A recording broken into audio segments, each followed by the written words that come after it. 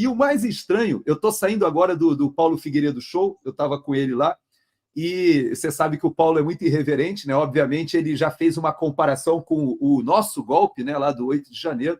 Aí ele falou assim: olha, não dá, esse pessoal boliviano tem muito que aprender, né? Não tinha vendedor de algodão doce, não tinha o pessoal com bandeira, Bíblia, velhinha, aquela coisa toda, né? E então foi uma... levaram aquela coisa antiquada, levar tanque, levar fuzil.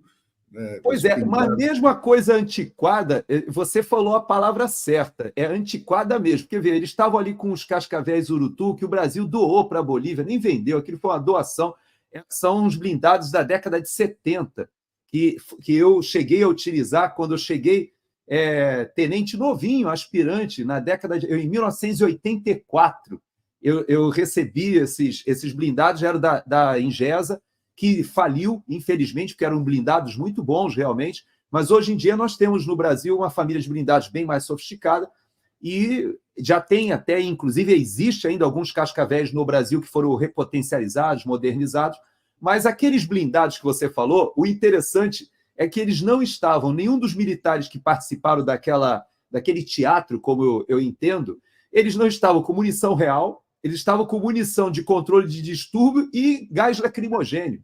Então, quer dizer, é um golpe assim sui generis, né? Porque aquela imagem que você viu ali do tanque, daquela tanqueta, como eles falam, arrebentando o portão do Palácio Presidencial, na verdade, aquele ali não é o Palácio Presidencial, porque aquele é o antigo, porque o atual, que tem um nome lá sobre não sei o quê do povo, ele não fica ali, é perto dali, é verdade, mas aquela encenação foi feita num local que não tinha ninguém ali, porque o presidente ele despacha e os seus ministros em outro local.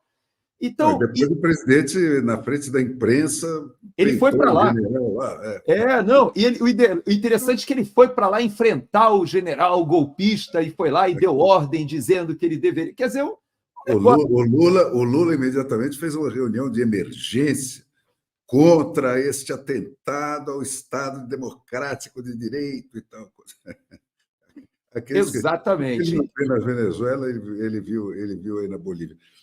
Então, por isso que eu digo, eu não sei, eu não tenho informação nenhuma fidedigna para garantir qualquer coisa a respeito, mas saiu essa matéria do próprio Zuniga, que é o general em questão, que está preso, dizendo que o presidente chamou ele no domingo e falou para ele que precisava fazer um carnaval porque a coisa estava preta. E realmente a situação lá na Bolívia está há meses assim, né? Greves sucessivas, um descrédito absoluto nas instituições, inclusive na economia, principalmente. Então, o pessoal não estava mais aceitando nem cartão de crédito, nem só dinheiro vivo. Né? E dólar, e não tem dólar. Então, a coisa estava cada dia mais periclitante. E aí acontece esse episódio aí, que termina em poucas horas, dessa maneira meio circense aí, né?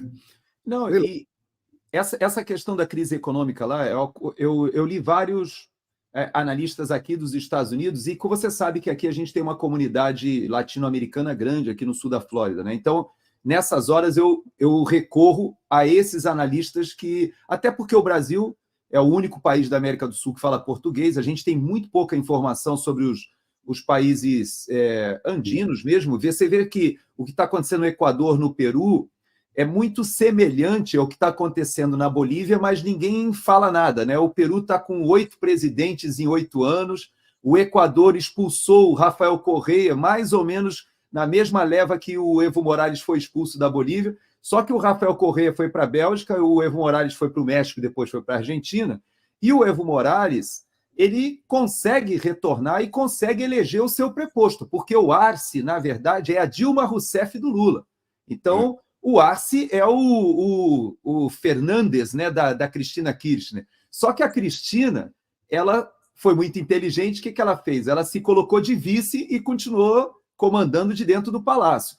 Já o Lula, ele elegeu a sua preposta ali, né, a Dilma, e conseguiu, graças a, como o próprio Gilmar Mendes faz questão de nos lembrar sempre, né, com a ajuda do Supremo Tribunal Federal, ele volta à presidência.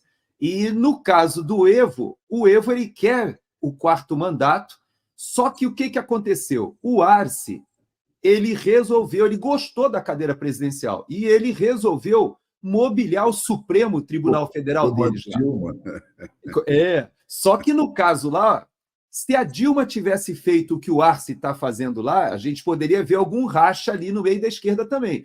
Porque veja que o Supremo ele fez toda aquela articulação de descondenar o Lula e depois o habilitou, mas ele poderia ter feito diferente, e é o que aconteceu na Bolívia. Na Bolívia, o que o Arce fez? Ele nomeou ministros da Suprema Corte alinhados com ele que disseram para o Evo Morales, negativo, 4º mandato não dá. E aí o Evo Morales racha com ele, o Partido Socialista lá da Bolívia está rachado, e o Evo Morales estava levantando o país contra o Arce. O Arce está com 20 e poucos % só de popularidade, o país está parado, não tem gasolina, não tem diesel, eles não têm dólar para pagar a balança comercial, eles saíram de 15 bilhões de reserva cambial e baixaram para menos de 2 bilhões agora, eles não têm dinheiro para nada. Então, a situação está muito difícil. E quem é que estava liderando o levante contra o Arce? O Evo Morales. Então, era uma briga dentro da esquerda.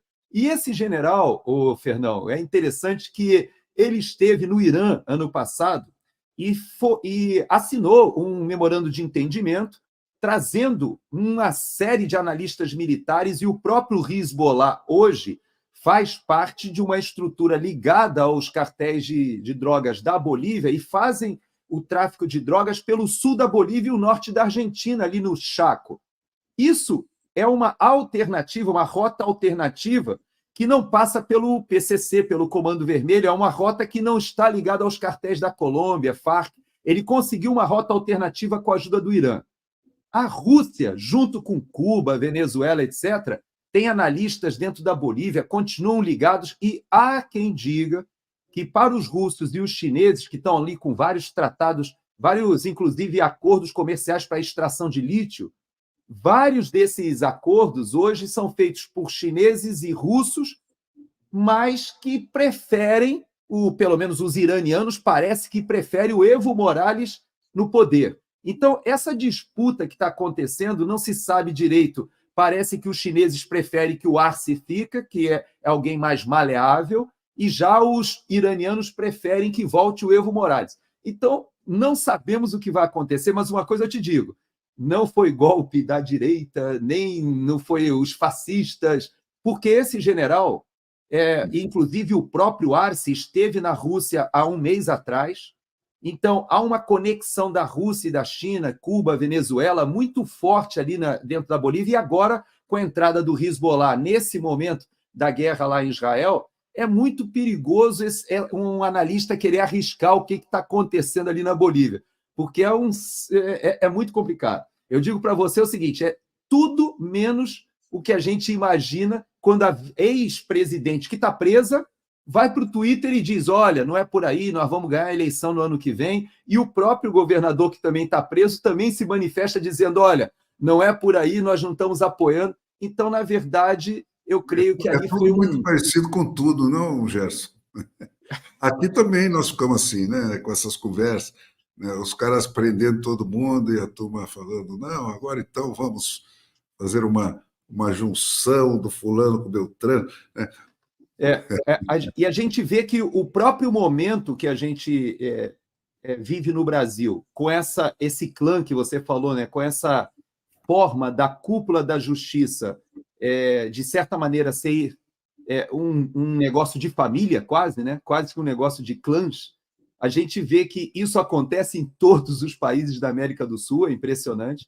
A própria Bolívia há uma característica bem marcante, mas é interessante que, quando o Evo Morales quis concorrer ao 4º mandato, a Suprema Corte lá disse que a Constituição não permitia, mas ele poderia fazer um plebiscito. Ele fez o plebiscito e perdeu. Aí, quando perdeu, como ele tinha a Suprema Corte lá toda na mão dele, ele ligou para os caras e falou, olha, temos que dar um jeito aí, como é que eu faço? Aí eles declararam que seria contra os direitos humanos não permitir que o indígena, o primeiro indígena do país, não tivesse a chance do quarto mandato. Aí você vê a sacada que eles tiveram lá. Aí, obviamente, o Evo Morales resolve concorrer, vence uma eleição altamente controvertida pela quarta vez, só que a comunidade internacional ninguém apoiou, e aí acabou que ele acaba sendo preso, expulso, vai para o México, e a presidente que agiu com honestidade, porque aquela... que, aliás, está presa, né? Tanto ela quanto o governador estão presos, mas ela, veja só, ninguém quis assumir, todo mundo ficou com medo. Ninguém quis assumir. A diferença é só isso, né? Alguns estão presos, outros são inelegíveis só. Mas É a mesma coisa.